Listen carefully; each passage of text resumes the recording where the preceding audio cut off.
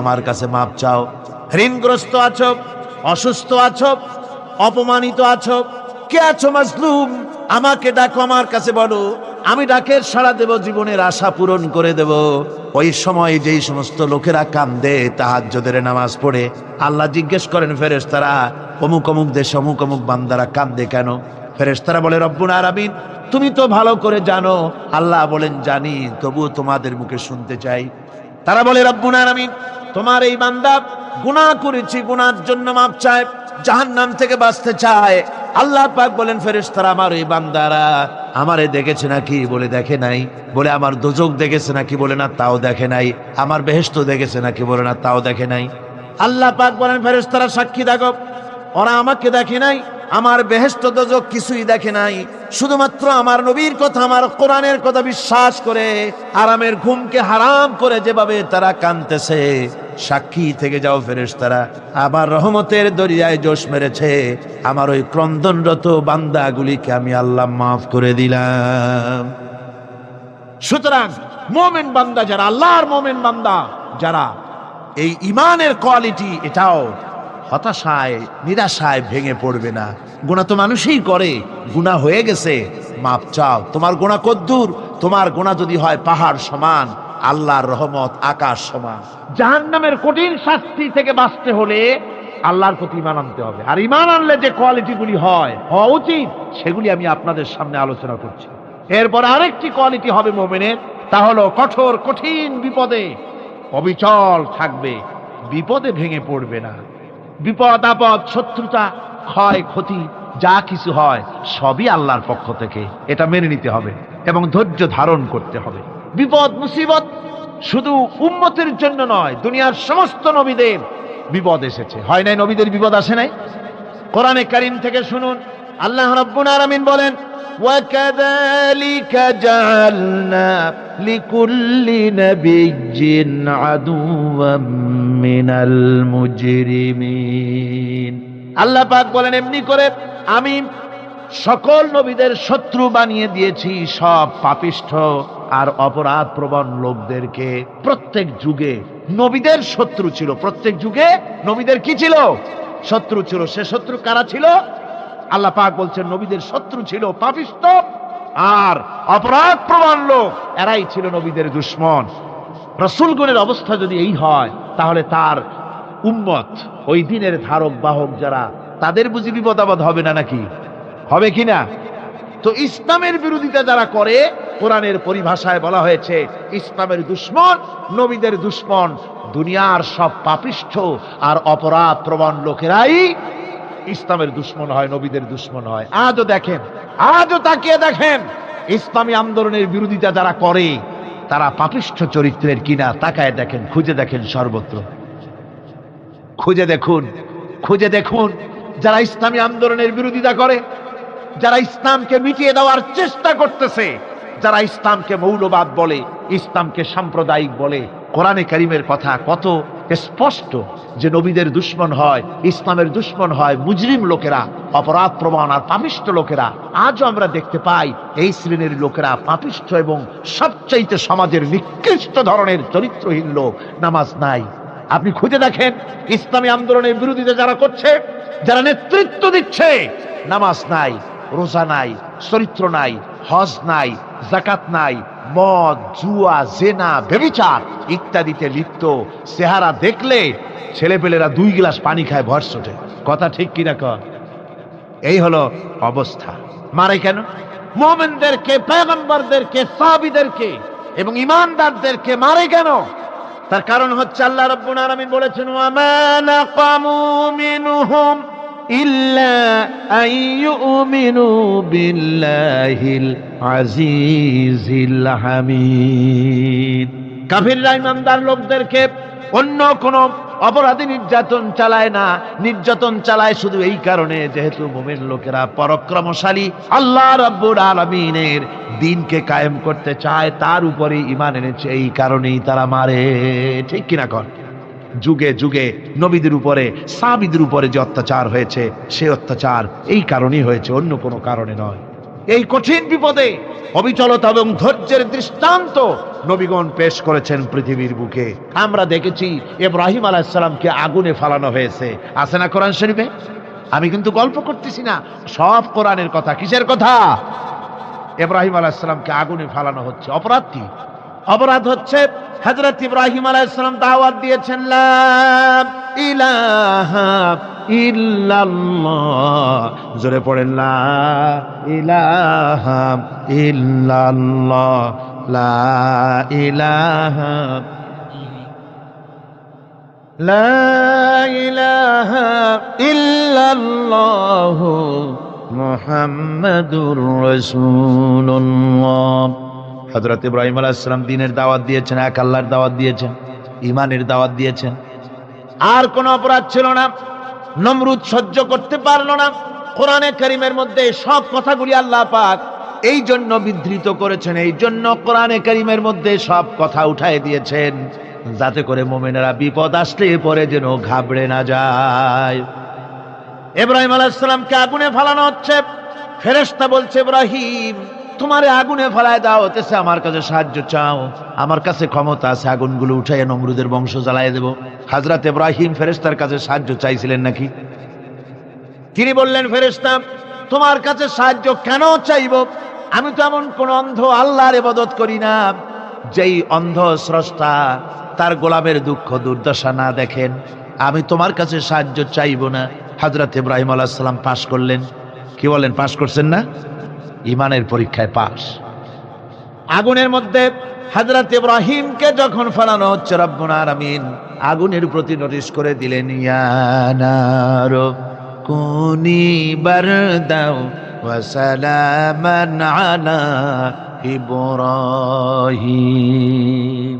আগুন আমার ইব্রাহিমের জন্য শান্তিদায়ক, ঠান্ডা হয়ে যা। এখন কি আর আগুনের বাপের ক্ষমতা আছে ইব্রাহিমকে পোড়ানো? আর ক্ষমতা নাই। আমার বন্ধুগণ, ইব্রাহিম আগুনের ভিতরে আরামে বসা আছেন, আর ওদিকে নমরুদ বসে বসে দেখতেছে দূর থেকে। ইব্রাহিম তো জ্বলে না, গায়ের মধ্যে আগুন জ্বলে গেল। ডাক দিয়া কয়, আগুন তোর হলো কি? কেন জ্বালাইতে পারিস না আমার দুশ্মন রে? হলোটা কি তোর? তোর কি জ্বালানো শক্তি বন্ধ হয়ে গেল নাকি? আগুনের ভিতর থেকে জবাব এলো, নমরুদ রে, আমার ভিতরে জ্বালানো শক্তি আছে কি নাই যদি প্রমাণ করতে চাও, টেস্ট করতে চাও, তুই নিজে আয়, তোরে শুদ্ধ তামাম দুনিয়া জ্বালাই দিতে পারি, ইব্রাহিমের এক গাছা পশমও জ্বালাই দিতে পারি না। তার কারণ হচ্ছে আমি হচ্ছি মাখলুক, আল্লাহ হচ্ছেন খালিক। আল্লাহ আমাকে বলেছেন না জ্বালাতে, তুমি 1000 বার বললেও আমি ইব্রাহিমকে জ্বালাই দিতে পারবো না। কোরআনে কারিমে ঘটনা বলে মুমিনদেরকে সাহস দেওয়া হচ্ছে, মুমিনেরা দ্বীনের কাজ করতে গিয়ে বিপদ আবাজ আসবে, ঈমানের দাবি হলো বিপদ আসবে, আর বিপদ আসলে ঘাবড়ায় যেও না, মুসিবতে পড়ে চিন্তায় পেরেশানে হয়রান হয়ে যেও না। বিশ্বকবি আল্লামা ইকবাল কি সুন্দর করে বলেছেন, আজ ভি হোক জু ইব্রাহিম কা ইমা पैदा आग कर सकती है एक अंदाज गुलिस्तां पैदा। ইব্রাহিমের ঈমান যদি আজিও কোথাও হয় বিদ্যমান, করতে পারেন অগ্নিকুণ্ডে খুবসুরত এক গুলিস্তান। আজও যদি আগুনের ভিতরে কোন নমরুদ কোন ইব্রাহিমকে যদি ফেলে দেয়, আল্লাহ রাব্বুল আলামিন আজও আগুনকে ফুলের বাগান বানায়া দিবেন। সুবহানাল্লাহ। সামান্য স্যান্ডেলের ফিতা গাছা যদি ছেড়ে যায়, মানুষের কাছে চাইও না, আল্লাহ রাব্বুল আলামিনের দরবারে হাত পাতো, রব্বুল আলামিন তোমার স্যান্ডেল কেনার পয়সা জুগিয়ে দেবেন। জোরে বলেন সুবহানাল্লাহ। যা দরকার তার কাছেই চাও, হাত তার কাছেই পাতো।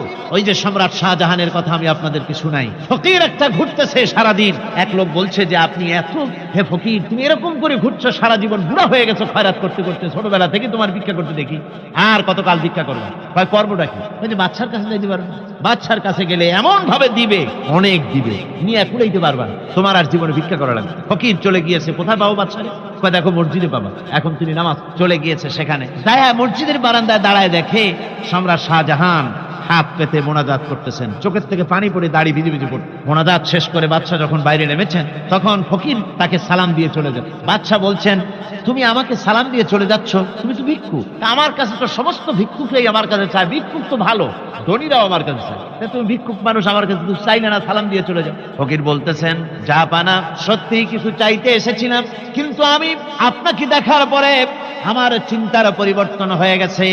আমি তাকিয়ে তাকিয়ে দেখলাম মসজিদের ভেতরে আমি চাইতে এসেছি দিল্লির সম্রাট শাহজাহানের কাছে। যেই সম্রাট, দিল্লির সম্রাট যার কাছে আমি চাইতে এসেছি, আমি তো দাঁড়ায় আছি, কান্দি না, কিন্তু আমি দেখতেছি যার কাছে আমি চাইতে এসেছি তিনি যেন আবার কোন সম্রাটের কাছে আমার চাইতেও দারুণ ভিক্ষুকের মতো হয়ে চোখের পানি ফেলে ভিক্ষা চাইতেছে।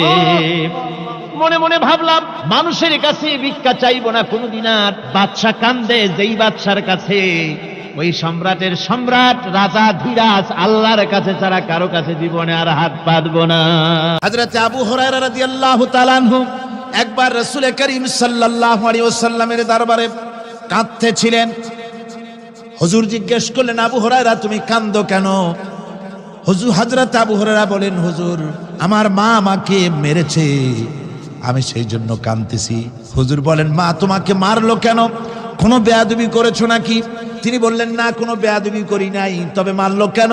হযরত আবু হুরায়রা বলেন, হুজুর আমার মা হচ্ছেন মুশরিকা, আমার মা কাফের।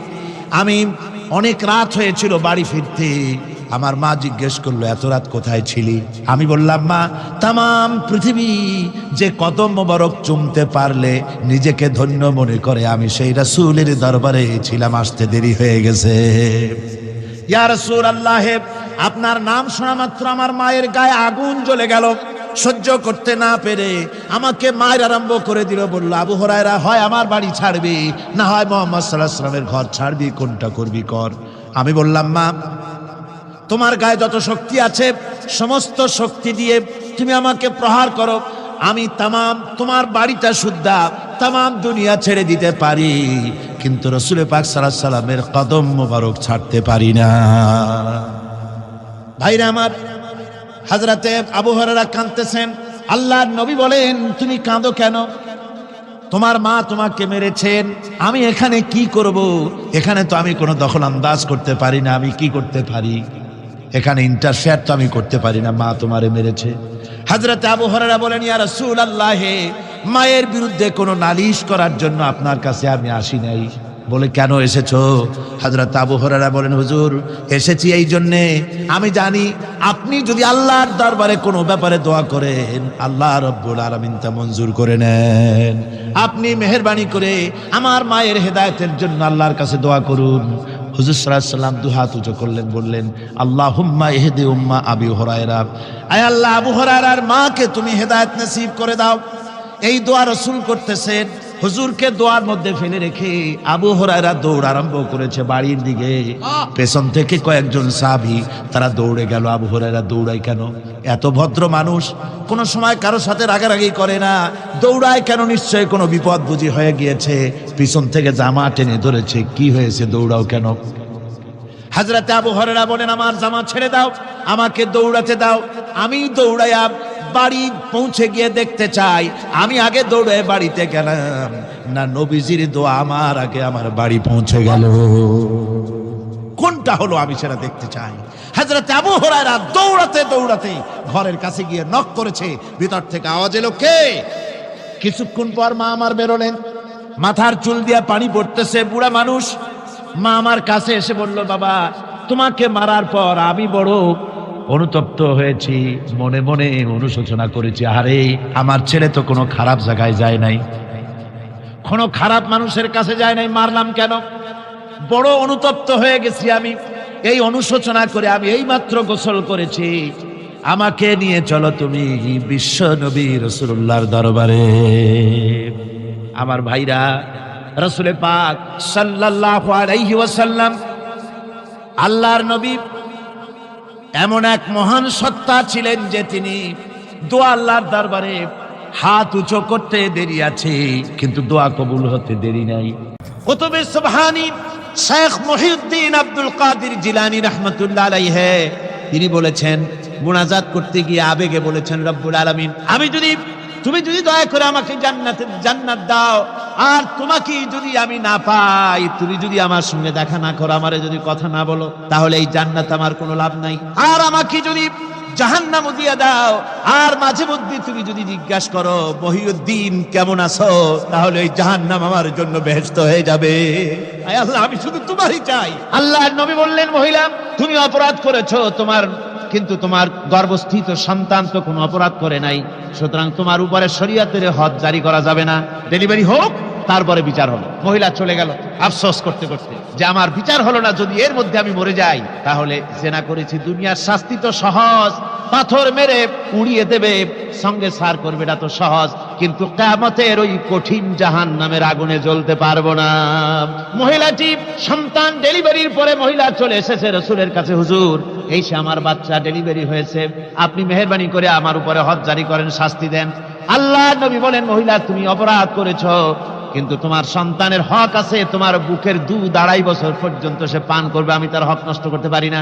মহিলা আবার চলে গেল কাঁদতে কাঁদতে, যদি এর মধ্যে মরে যায়, 2.5 বছর যেতে পারে নাই, তার আগেই মহিলা ওই বাচ্চাটাকে কোলে নিয়ে হাতে একটা রুটি দিয়া হুজুরের কাছে আসছে। কত পেরেশানি দেখেন। মহিলা এসে বলেন, ইয়া রাসূলুল্লাহ, আমার এই বাচ্চা এখন দুধ ছেড়ে দিয়েছে, সে রুটি খাইতে পারে, হুজুর আর দেরি করবেন না, এই শাস্তি না নিয়ে যদি মরে যাই, জাহান্নামের কঠিন আযাব আমি ভোগ করতে পারবো না।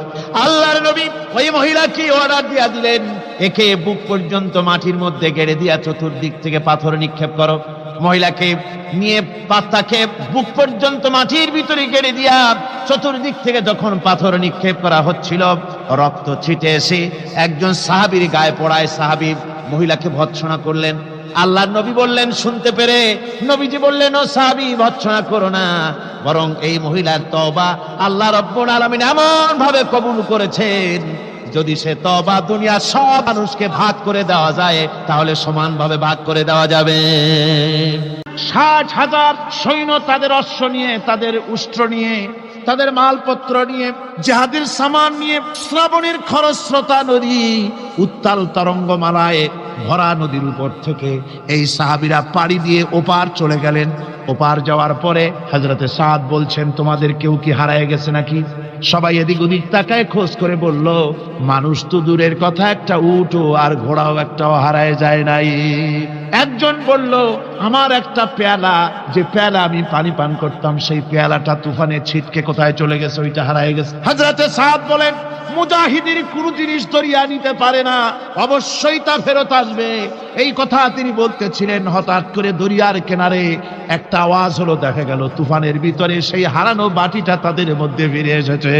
আল্লাহু আকবার। মুজাহিদদেরকে সাহায্য করেন স্বয়ং আল্লাহ রাব্বুল আলামিন। আফ্রিকার জঙ্গলের কাছে ভিন্ন ইতিহাস, জঙ্গলের কাছেই মুসলমানদেরকে থাকতে দেওয়া হয়েছে। মনে করা হয়েছিল জঙ্গলের সমস্ত হিংস্র প্রাণীরা এই মুসলমানদের শেষ করে দেবে, যুদ্ধ করা লাগবে না। হযরতে সাদ সে অবস্থা বুঝতে পারলেন, তিনি একটা মঞ্চ তৈরি করলেন। সেই মঞ্চের উপরে দাঁড়ায় জঙ্গলের প্রাণীদের দিকে লক্ষ্য করে তিনি নোটিশ জারি করে দিলেন, বললেন, ইয়া আইয়াতুহাল হাশারাত ওয়াস সিবাউ নাহনু আসহাবু রাসূলুল্লাহ সাল্লাল্লাহু আলাইহি ওয়াসাল্লাম।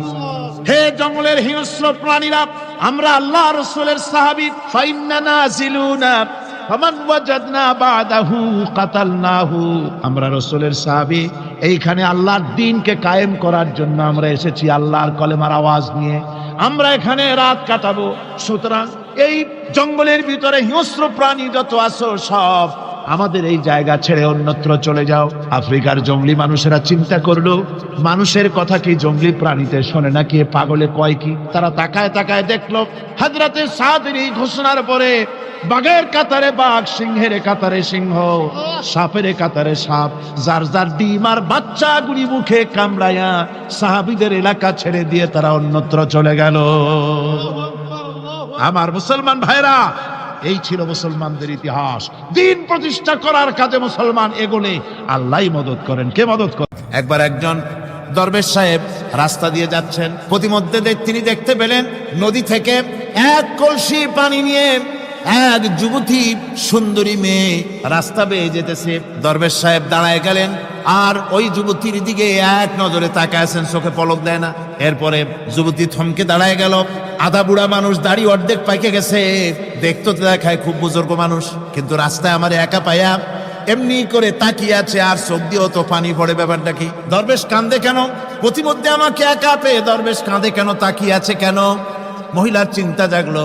শেখ সাদি রহমতুল্লাহ আলাইহি ঘটনা লিখেছেন, বাংলা এক কবিতার অনুবাদ করেছেন। একদা সুখদায়ক প্রমোদা বদন, দর্শন করি মম ঝরিল নয়ন।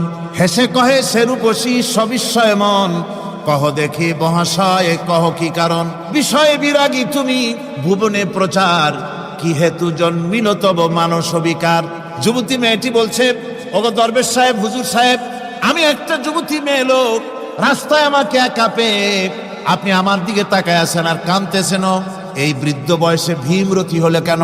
আমাকে দেখে কাঁদেন কেন আর এক নজরে কেন তাকায়ছেন? কারণটা কি? কি কুমতলব আছে? দরবেশ সাহেব বলছেন, হেসে কহিলাম বালে করহ শ্রবণ, নেত্র ঝরে তবু হেতু ভেব না এমন। হে রূপসী মেয়ে, তোমার জন্য আমি কান্দি, একথা একবারও চিন্তা করো না। যে শিল্পী রচিল এই সুধাংশু বদন, তাহার তরে ঝরে নেত্র নয়নে জীবন। তোমার প্রেম পাওয়ার জন্যে তোমাকে দেখে লোবাতুর এবং কামুক হয়ে তোমার দিকে তাকায় কান্দি, একবারও ভেব না। আল্লাহর কসম আমি কাঁদতেছি, তোমার এত সুন্দর স্বাস্থ্য আর চেহারা যে আল্লাহ রাব্বুল আলামিন বানায় দিলেন, না জানি সেই আল্লাহ কত সুন্দর। হযরত নূহ আলাইহিস সালামের জামানায় 40 দিনের বন্যা। এই বন্যার পরে জাহাজ যখন নেমে গেল, তখন তিনি মনে মনে ভাবলেন, আমি তো জোড়ায় জোড়ায় করে সমস্ত প্রাণীগুলি আর মানুষগুলি, কিছু কিছু মানুষ যারা ঈমান এনেছিল তাদের জাহাজে উঠাইছে, কিন্তু একটি বুড়ি আমার উপরে ঈমান এনেছিল আর আমি তার ওয়াদা করেছিলাম সাথে করে নিয়ে যাব, আমি তো তার কথা ভুলে গিয়েছি। অনুশোচনা এলো। জাহাজ থেকে নেমে চতুর্দিকে লক্ষ্য করলেন, মানুষ নাই, জনপদ নাই, সব শেষ হয়ে গেছে। পাহাড় পর্বত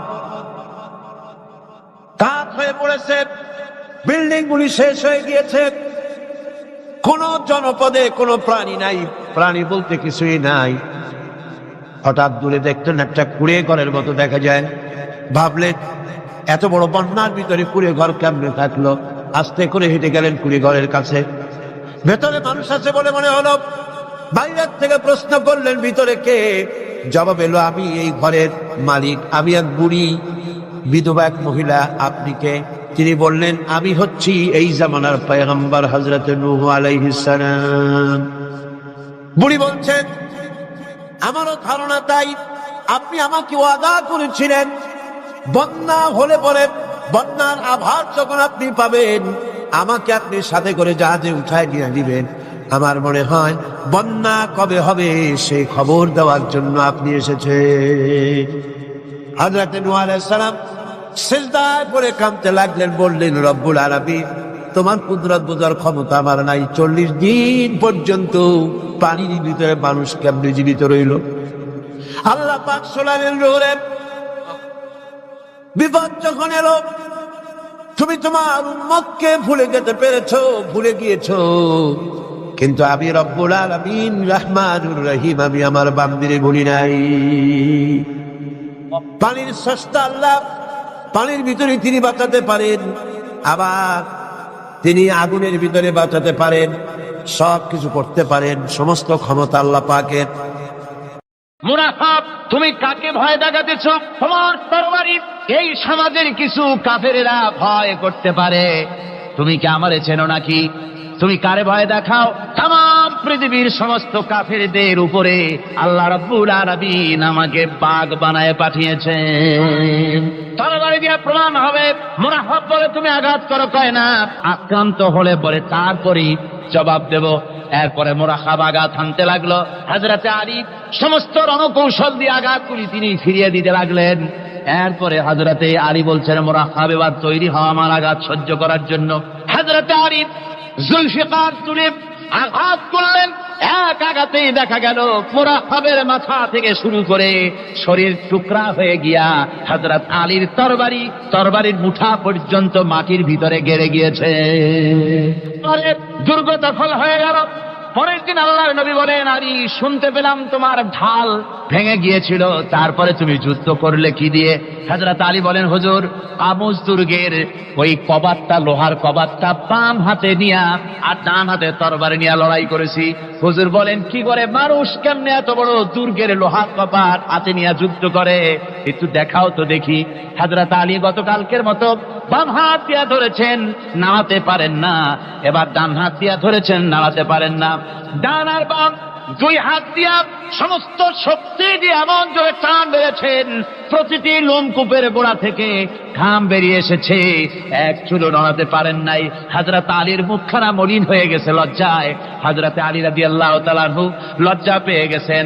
রাসূল পাক সাল্লাল্লাহু আলাইহি ওয়াসাল্লাম বলেন, আলী লজ্জা পাওয়ার কোনো কারণ নাই, চিন্তা করার কোনো কারণ নাই, তোমার নিজস্ব শক্তি দিয়া তুমি লড়াই করতে পারো নাই।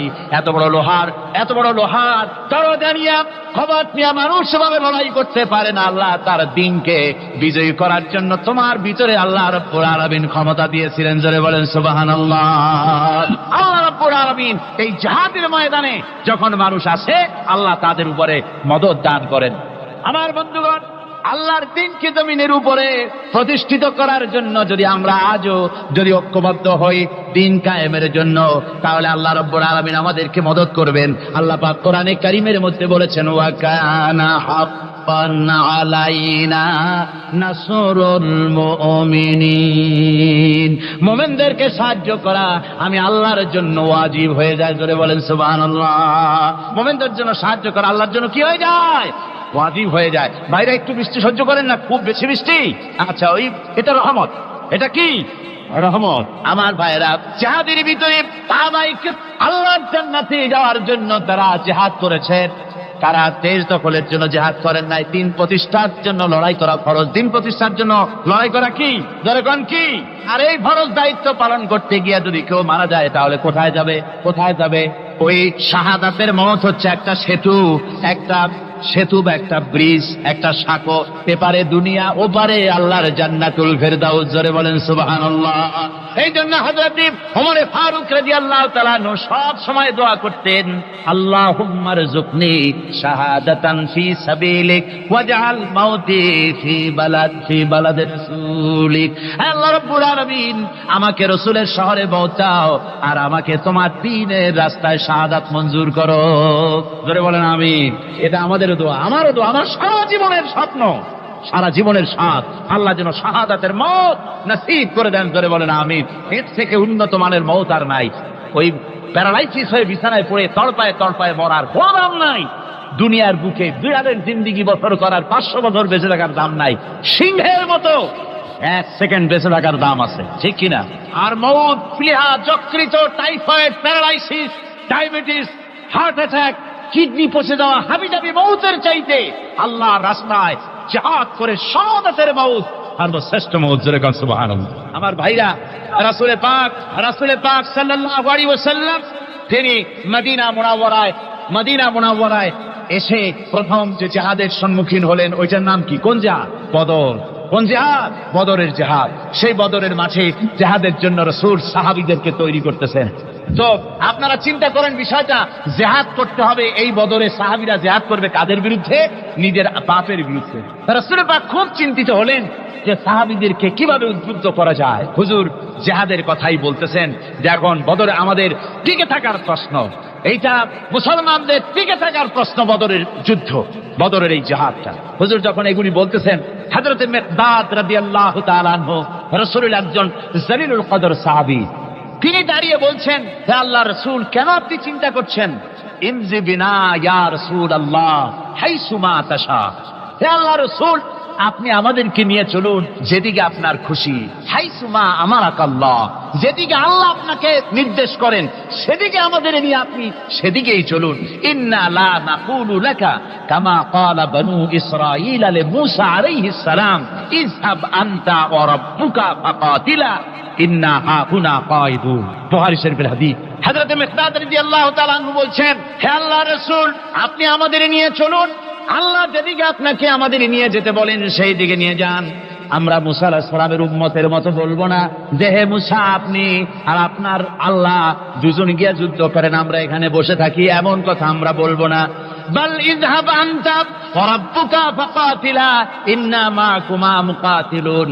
ও নবী, বরং আমরা বলবো আপনি চলুন আমাদের নিয়ে, আপনি এবং আপনার আল্লাহ চলুন জিহাদের ময়দানে, আমরা আপনার সঙ্গে জিহাদ করব, লড়াই করব সেই পর্যন্ত। মা দামাত মিন্না মা দামাত আইনুম মিন্না তাতাররাফ, যতক্ষণ পর্যন্ত আমাদের একটা চক্ষুর পলক পড়ে, যতক্ষণ পর্যন্ত একটা চোখের পাতা নড়ে, ততক্ষণ পর্যন্ত আমরা কাফেরদের বিরুদ্ধে লড়ব। সুবহানাল্লাহ ওয়া বিহামদিহি, যতক্ষণ চোখের পাতা নড়ে ততক্ষণ পর্যন্ত লড়বো, নিয়ে চলুন আমাদেরকে। হুজুর খুব খুশি হলেন। আহারে, রাসূল পাক সাল্লাল্লাহু আলাইহি ওয়াসাল্লাম দারুণ ভাবে খুশি হয়ে গেলেন। হুজুর বললেন, ও সাহাবীরা, তোমাদের মানসিক অবস্থা যখন এই, কুমু বিনা ইলা জান্নাতিন, চলো আমার সাথে বেহেশতের দিকে। সুবহানাল্লাহ, সবাই বলেন সুবহানাল্লাহ। কুমু বিনা ইলা জান্নাতিন আরদুহা কাআরদিস সামাওয়াতি ওয়াল আরদ, সেই বেহেশতের দিকে চলো যে বেহেশতের বিশালতা প্রশস্ততা এই পৃথিবী এবং আকাশের চাইতে অনেক বড়, সেই বেহেশতের দিকে চলো। ফাকামা উমাইর বিন হামাম ওয়া কানা ইয়াকুলুত তামার, হযরত উমাইর বিন হামাম এক যুবক, তিনি দাঁড়িয়ে গেলেন। আমার মুসলমান ভাইরা, যুবকদের অবদান কিন্তু ইসলামে সব চাইতে বেশি। জোরে বলেন সুবহানাল্লাহ। কাদের অবদান বেশি? সর্বপ্রথম ইসলাম কবুল করেছে কারা? যুবকরা। হযরত আবু বকর, হযরত ওমর রাদিয়াল্লাহু তাআলা আনহু, তাদের বয়স যুবক বয়স, যুবক বয়সে তারা ইসলাম কবুল করেছেন। হযরত আলী যুবক ছিলেন, এই জন্য যুবকদের ইবাদতের সওয়াব বেশি। রাসূল পাক বলেছেন, কিয়ামতের ময়দানে যেদিন কোনো ছায়া থাকবে না, আরশে আজিমের নিচে 7 শ্রেণীর লোকেরা ছায়া পাবে, তার মধ্যে এক শ্রেণী হচ্ছে ওয়াশাবুন নাশা ফি ইবাদাতিল্লাহ, ওই যুবকেরা যারা নাকি রাত গুজরান করে, রাত কাটায় আল্লাহর ইবাদতে, রাত জাগে আল্লাহর ইবাদত করে। জোরে বলেন সুবহানাল্লাহ। বুড়োদের একবার আল্লাহ বলা আর এক যুবকের একবার আল্লাহ বলা, বৃদ্ধের সারা সপ্তাহ তাহাজ্জুদ পড়া আর যুবকের এক রাত্রের তাহাজ্জুদ পড়া মনে হয় তার থেকেও বেশি। সুবহানাল্লাহ। তাই বলে বৃদ্ধ যারা, তারা কিন্তু হতাশ হবেন না, ওই যৌবনকাল আপনিও পেরিয়ে এসছেন, ঠিক না? সুতরাং যুবকদের অবদান বেশি। হযরত উমাইর বিন হামাম রাদিয়াল্লাহু তাআলা আনহু, তিনি দাঁড়িয়ে গেলেন, তার হাতে ছিল ওয়া কানা ইয়াকুলুত তামার, তিনি খরমা খাচ্ছিলেন, হাতে ছিল কয়েকটা খরমা, তিনি খরমাগুলি হাতে নিয়ে দাঁড়িয়ে বলছেন ওয়াকালা বাখবাখ, তিনি বলছেন, বাখবাখ শব্দ এটা হচ্ছে লুগাল মুহাল্লিয়া, অর্থাৎ আঞ্চলিক শব্দ। এর অর্থ হচ্ছে মা আযমাহু ওয়া মা আহসানাহু। কি আশ্চর্য, কি সুন্দর, কি বিরাট, কি সুন্দর কথা আপনি বললেন হে রাসূল। জান্নাতুন আরদুহা কাআরদিস সামাওয়াতি ওয়াল আরদ, এমন বেহেশত তো পাওয়া যাবে জিহাদ করলে যে বেহেশতের বিশালতা প্রশস্ততা এই বিশাল আকাশের চাইতে, জমিনের চাইতে বেশি। ওয়াল্লাহি লাউ কুনতু হাইয়ান হাত্তা আকুলাহুন্না, আমি যদি, ওয়াল্লাহি আল্লাহর কসম, আমি যদি এই খরমাগুলো যদি খাইতে থাকি, ইন্নাহা লা হায়াতুন তাবিলা, তাহলে তো এটা অনেক লম্বা হায়াত লাগবে।